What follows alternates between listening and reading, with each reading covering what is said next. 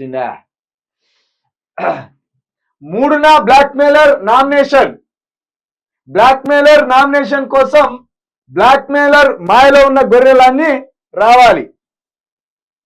ఇగో ఈ గదువలు ఇది మన ఊరబంది బలిసినట్టు బలిసిండే. ఊరి మీద పందులు వస్తాయి కదా, ఊరి మీద పందులు ఎట్లా బలుస్తాయి? అడ్డమైన మలినం అన్ని కూడా అంతే. వీడి గట్టె బలిచిండు. ఏ రెడ్డిలను చీల్చిచ్చండి ఆడతా, నల్గొండ రెడ్డిలను నిద్రపోని అన్నాడు. ఏదో పీకి రెడ్డిల కాళ్ళ దగ్గరికే వేయండు. ఏదో పీకి పడగొట్టినట్టు, ఏదో పీకి పడినట్టు. ఇక ఏంటిది, మల్లిగానికి ఓటు వేయకుండా ఓడించండి. పేపర్లో గిట్ల రాసుకునేవేంద్రా, నాకు ఓటు వేయకుండా ఓడించండి అని. ఉమ్మడి నల్గొండ జిల్లా పర్యటనలో బ్లాక్మెయిలర్. కాంగ్రెస్ తో అభివృద్ధి సాధ్యం కాదని తీన్మార్ మల్లిగాని వ్యాఖ్యలు. విద్యార్థులు పట్టభద్రులతో మల్లిగారు బ్లాక్మెయిలింగ్ మీటింగ్లు.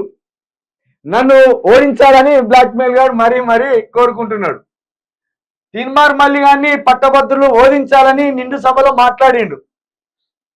ఈసారి పట్టభద్రులు వాని బద్దరు వడగొడతారని వానికి వాడే ఒప్పుకున్నాడు. ఇట్లా రాసుకున్నాడు మొత్తానికి. వారి మల్లిగా అయిపోయింది, దుకాణం మూసుకోయిగా.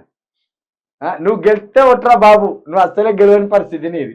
ఆడ బక్క జడిసేను మంచిగా మిల్లికట్ట పట్టుకొని తిరుగుతాడు బక్క జడిసేను. ఇటు బీఆర్ఎస్ ఎవరిని ప్రకటిస్తుందో తెలియదు, అటు బీజేపీ ఉండనే ఉన్నది.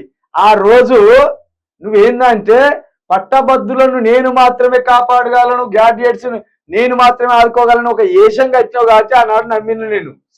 ఈ రోజు పోయి 6 గ్యారంటీలు అమలు చేయని, రైతు రుణమాఫీ అమలు చేయని పార్టీలోకి వచ్చి టికెట్ తెచ్చుకొని రేవంత్ కాళ్ళు మొక్కి అడుగుతాను.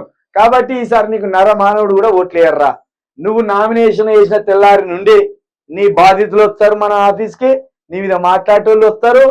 ఇక ఎవరైనా నేను చెప్తున్నా, చిలుకా ప్రవీణ్ గొంతుని ఎవరు వాడుకుంటారో వాడుకోర్రా. మల్లిగాని పతనం కోసం, మల్లిగాని ఓటమి కోసం చిలుకా ప్రవీణ్ గొంతుని ఎవరు వాడుకుంటారో వాడుకోరు.